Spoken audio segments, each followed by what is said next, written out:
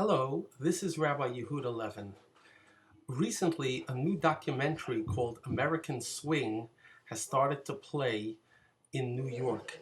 It tells the story of a very perverted person by the name of Larry Levinson, who had to promote and perpetuate his perversion by creating an institution called Plato's Retreat, which encouraged um, licentiousness, debauchery, adultery for the general public.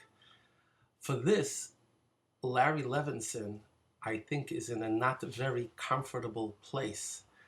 But now, some decade or decade and a half after Mr. Levinson's leaving this world, all of a sudden, some documentary makers felt that it was important to make a documentary out of how this person helped debauch the American public. And therefore, and only because of this, I want to provide you with, as Paul Harvey used to say, the rest of the story. In 1985, I ran for mayor of New York against Ed Koch. Not that I entertained any thoughts of winning, but I did this because I wanted to show America at large that many Orthodox Torah observant traditional Jews were very opposed to many of Mr. Koch's positions, particularly the fact that he had visited a homosexual synagogue and his promotion of so-called gay rights. At that particular time in New York City, the AIDS epidemic was at its highest, and yet Mr. Koch, craven to the homosexual community, was allowing institutions called homosexual bathhouses, in which homosexuals performed activities which definitely spread AIDS to hundreds, if not thousands, of people. And this was all okay with Mr. Koch. So being a candidate on the smallest of party lines, the Right to Life line, and in an attempt to emphasize my positions on morality and why I was so opposed to Mr. Koch, I took an eclectic group, interracial, interreligious, and we went down to a place called St. Mark's Bathhouse. We would go down there every day at lunchtime, and we would speak on microphones and call for the closing of the bathhouses. That received a certain amount of publicity eventually in the newspapers and on television.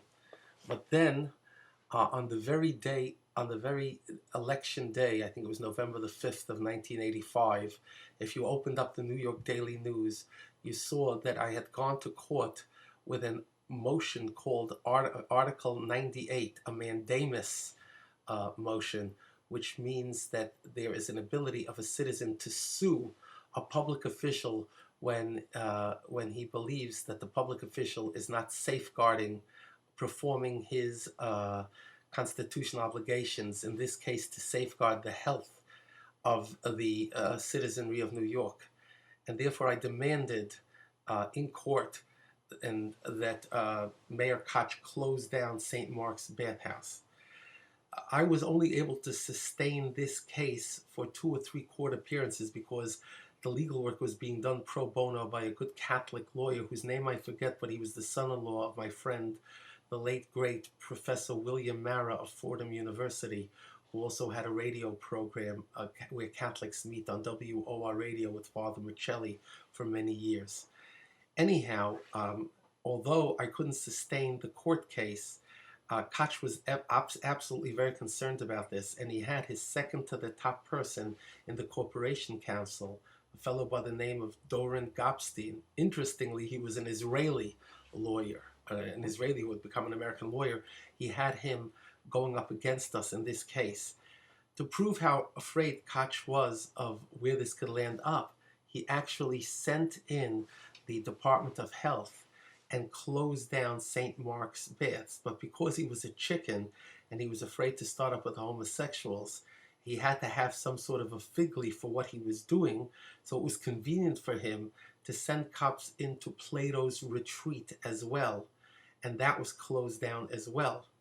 Now, in an article which appears in a local secular Jewish newspaper, the reporter wrongly says that the Plato's Retreat closed for good on New Year's Day, January the 1st, 85. That's false. It might have been 86, because I didn't start doing these things until October and November of 85.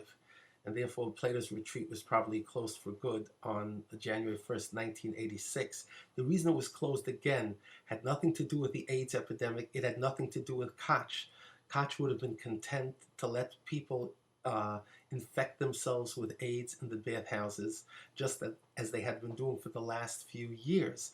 The only reason that Mayor Koch acted was because I initiated this lawsuit.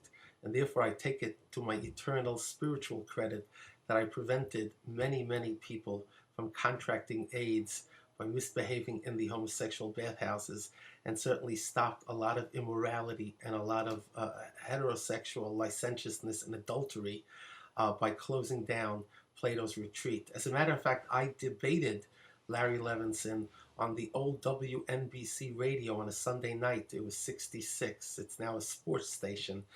And one of the first things I told Mr. Levinson is, I really resent having the name Levin, that you have the name Levinson. Why don't you change your name to a different name, something like Guccione or something like that? In other words, I wanted to make the point that as a Torah Orthodox Jew, absolutely sickening what Mr. Levinson was doing. And this is the kind of thing that gives Judaism a bad name. Now, unlike other evildoers, and Mr. Levinson was an evildoer, anybody who can promote adultery and so-called swinging and immorality, anyone who does that is an evildoer.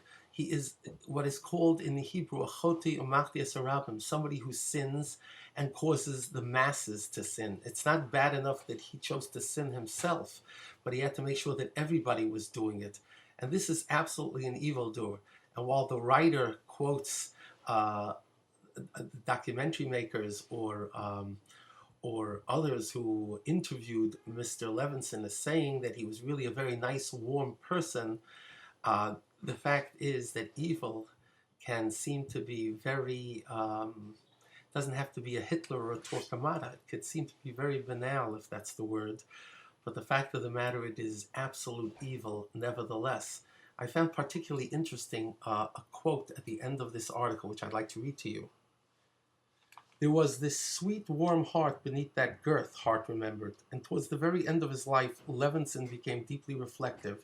He wondered whether God approved of the club he created. Hart said Levinson told him, he'd say, I provided so much pleasure, but how could it be right?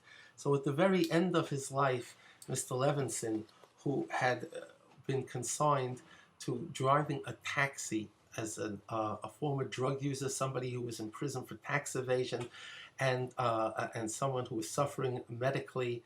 At the very end of his life, Mr. Levinson was reflecting and realized that he obviously that what he had done was wrong. The fact that someone gives somebody pleasure when it's adultery, when it's infidelity, when it's betrayal, something which all of society has understood from time immemorial, that cuckoldry, that betrayal of the marital vows, is one of the greatest wrongs and evils. There's no excuse for this type of thing, but I wanted to set the record straight. It had nothing to do with Mr. Koch's concern about sodomizers giving AIDS to each other. This was absolutely not Mr. Koch's concern. If it was his concern, then he wouldn't have had to wait for me to sue him with an Article 98 mandamus suit to cause him to act. He would have done it on his own. But the fact of the matter is that I do thank God that I played a very active role in closing down St. Mark's bathhouses for a year or more, and for closing down Plato's Retreat for good. And that's another point. You see how craven Koch was by the fact that Plato's Retreat could close down and stay closed for good, but the homosexual bathhouses continued. They did make a comeback under the Koch regime, and they continued to function. And for all I know, they still do today, because nobody has the guts to face down the homosexual network.